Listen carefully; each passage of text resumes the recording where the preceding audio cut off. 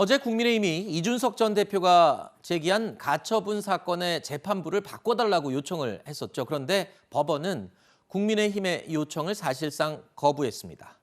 자, 서울 남부지방법원이 이준석 가처분 재판부를 바꿔줄 수 없다고 한 이 결정을 한 건데, 일단 첫 번째 이유가 뭡니까? 안 된다고 한 이유가. 지금 이제 가처분 신청이 여러 개가 걸려 있는데요. 네. 1차 가처분 결정이 나왔을 때 그 재판부, 그 판사가 지금도 동일하게 자녀 가처분에 대한 판단을 하고 있습니다. 그때 1차 가처분 이준석 대표 측의 주장을 인용한 그 판사의 논리가 저희가 받아들이기 상당히 어려운 부분이 있었음에도 불구하고 같은 분이 또 판단을 한다. 네. 그랬을 경우에는 결과도 그럼 또 똑같이 나오는 게 아니라는 걱정을 저희가 안 할 수가 없고, 따라서 그런 차원에서 다른 판사의 판단을 받고 싶다. 다른 재판부의 판단을 받고 싶다는 그런 요청을 드린 거죠. 네. 아니 근데 사실은 이 결정 나오기 전부터 우리 패널들, 다른 패널들도 그렇고 많은 분들이 예상을 했습니다. 저 재판부 바꿔달라고 한 건 좀 무리한 거 아니냐라고 했었고, 또 국민의힘 내부에도 이 법적으로 이 잘 알고 있는 율사들이 있지 않습니까? 근데 이런 걸 예상 못했을 리 없을 텐데요. 일단 이제 저희의 생각을 표현할 수 있는 방법 중에 재판부 기피 신청이라는 게 있고, 물론 네. 이제 공문상에는 기피 신청이 아니라 변경 요청을 한 거니까 좀 네. 다를 수는 있겠지만, 어찌되었건 현재 재판부에서 심리하는 것에 대해서 저희가 좀 불리하게 느낀다는 그것을 피력을 한 거고요. 물론 네. 그 과정에서 어떤 모 의원이 본인과 대학 동기 동창이기 때문에 이 판사가 네. 그래서 또 기피 신청을 했다, 이런 부분은 어떤 면에서 보면은 역공을 받기 좀 그렇죠. 좋은 그런 덫에 걸린 느낌이에요. 이런 부분은 오히려 이준석 대표 측에서 국민의힘 측에 유리하다고 주장할 만한 얘기인데, 저희가 그것을 먼저 그 재판부 기피 신청의 사유로 들었다는 것은 어떤 면에서 보면 조금 실수를 한 것이다, 이렇게 봅니다. 당장 이준석 전 대표 측에서는 이 법원에 대한 압박 시도라면서 반발하고 나섰습니다. 국민의힘 의도와는 상관없이 안 된다는 거 뻔히 알면서도 교체를 해달라고 하면 법원 입장에서는 그야말로 압박으로 느낄 수밖에 없는 게 아니냐라는 게 이제 이준석 전 대표 측의 주장이네요. 뭐 그렇게 주장을 할 수 있죠. 네. 왜냐하면 재판부 입장에서는 나를 기피했다 이렇게 느껴지면 그렇죠. 뭐 국민의힘이 나를 상당히 싫어하는구나 이렇게 느껴질 수밖에 없잖아요. 사실은 이거 기피 신청하기 전에도 사법부에 대해 상당히 압박성 발언들을 많이 했어요. 정진석 비대위원장 그런 말씀하셨고, 그랬죠. 저는 대단히 부적절하다고 생각해요. 입법부, 사법부가 분리돼 있고 상권 분립이 돼 있는 데서 물론 본인의 어떤 법원 판결이 이러이러한 법적인 문제가 있다라고 주장을 할 수 있지만, 법원이 정치에 개입하는 그런 행동을 보이면 안 된다는 발언이란 이런 발언은 상당히 압박으로 느껴질 수 있는 거잖아요. 네. 법률 조항상 이러이러한 부분 때문에 이번 판결은 이런 문제가 있다, 이렇게는 평가할 수 있다고 저는 봅니다. 네. 다만 왜 법원이 정치적인 부분에 자꾸 개입하려고 하냐, 네. 이런 내용은 상당히 정치적 발언이에요. 그러면 사법부 판사 입장에서는 그게 압박이 될 수밖에 없죠. 이번 사안도 어쨌든 기피 신청하는 것 자체가 사법부 판사한테는 압박의 느낌을 받기에는 충분한 요소가 될 수 있다고 생각합니다. 네. 조금 전에 잠시 윤 대변인이 언급을 하기도 했지만, 특히 이번 재판부 변경 요청 사유 중에 전주의 비대위원과 재판장이 서울대학교 동문이라는 점, 이 점을 이유로 들었던 것이 조금 실수였다라는 비판이 나오고 있죠. 요즘 유행하는 사자성어로 얘기를 하자면은 네. 한마디로 개콘 촬영이 아닌가 생각이 들어요. 그냥 단순히 나랑 대학 동기였다라는 내용이고요.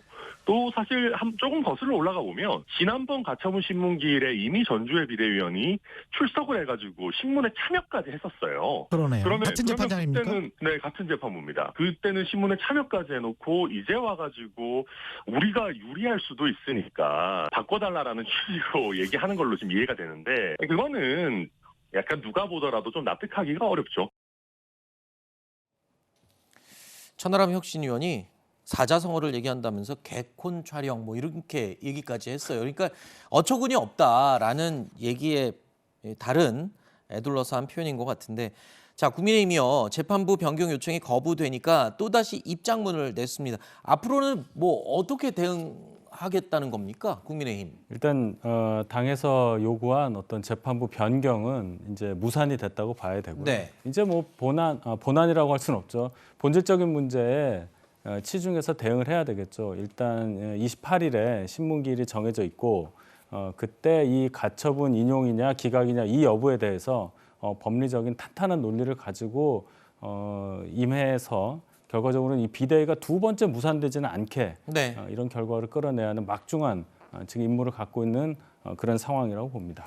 그런데요, 지금 이런 상황들 한참 전부터 많은 평론가들, 언론들에서 예상을 다 했던 상황이거든요. 이렇게 될 것이다 라고 했지만 국민의힘은 계속 한 방향으로 정해진 방향으로 가고 있는 것 같습니다. 당 내에서조차도 지금 국민의힘이 무리수를 두고 있다는 우려 섞인 목소리가 나오고 있습니다. 사실은 저는 뭐 이번에 가처분이 인용될 가능성은 뭐 전혀 없다고 생각하는 입장이에요. 예. 그렇기 때문에 전공법으로 이번 그 사건에 대해서 그 가처분에 대해서 정확하게 설명을 하고 그에 대해서 한판 승부를 걸어야 되지. 좀 그런 생각을 가졌어요. 맞아요. 당이 요즘 보면 좀 나사가 하나 빠진 것 같아요. 나사가 하나- 정상적으로 잘 하면 좋은데 예. 뭔가 좀 불안해요. 부랴부랴 또 열어서 이준석 대표님을 또 도와주시고 이런 것이 사실 뭔가 이게 좀 나사가 빠져도 많이 빠져서 제대로 돌아가지 않는 것 아닌가 그 생각을 했습니다. 김재원 전 최고위원이 원래 좀 날카롭게 좀 따끔하게 얘기를 하는 편이긴 한데 이번에도 또 나사가 하나 빠진 것 같다라고 국민의힘 내부에서 목소리를 냈습니다. 일단은 뭐 전공법으로 승부를 해야지 왜 그런 식으로 자꾸 돌아가려고 하느냐라는 점을 지적을 했네요. 그렇죠. 이게 무슨 얘기냐면 비대위에서 지금 두 번째 징계를 하려고 하고 있잖아요. 준비하고 있죠. 네, 그걸 네. 지적한 거예요. 그렇게 됐을 때 여론이 악화될 수 있다는 거죠. 왜냐하면 이준석 대표 물론 뭐 여러 가지 논란이 저는 이준석 대표 몇 번 얘기했습니다만 옹호하거나 지지할 생각이 없어요. 그럼에도 불구하고 국민들 일부는 국민의힘이 너무하는 거 아니냐. 어떻게 이렇게까지 이준석이라는 사람을 쫓아내기 위해서 온갖 수단을 다 동원할 수 있냐. 이런 비판이 있어요. 그리고 법적 처분을 앞두고 있는 어쨌든 뭐 가처분이라도 법적 처분을 앞두고 있는 상황에서 또다시 징계를 해가지고 아예 처분 자체를 각하시키려는 의도를 가지고 움직이는 거 아니냐. 이런 우려와 비판이 있는 거잖아요. 그런 부분에 대해서 국민의힘이 좀 고민을 한다면 전공법이라고 하는 것은 가처분에 잘 대응해서 가처분에서 그러면 인용 안 되도록 만들면 되는 거잖아요. 그런 부분을 택하지 않고 쉽게 가려고 하는 부분들 이런 부분들에 대한 비판이라고 생각이 들고 네. 저는 국민의힘 내부나 지지자들 중에서 그런 생각을 갖고 있는 분이 있을 거예요. 그래서 너무 무리하게 이준석 대표 전 대표를 몰아내려는 그런 모습이 보이는 것은 네. 그다지 좋은 여론 형성에 도움이 안 된다고 봅니다. 네. 일단 이준석 전 대표는요. 지금까지의 입장에서 전혀 달라질 게 없습니다.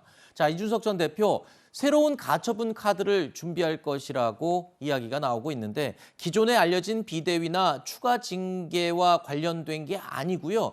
지난 7월에 받은 당원권 정지 6개월 중징계에 대해서 가처분을 또 신청할 수도 있다는 이야기입니다. 이준석 전 대표의 과거 발언 먼저 들어보시죠.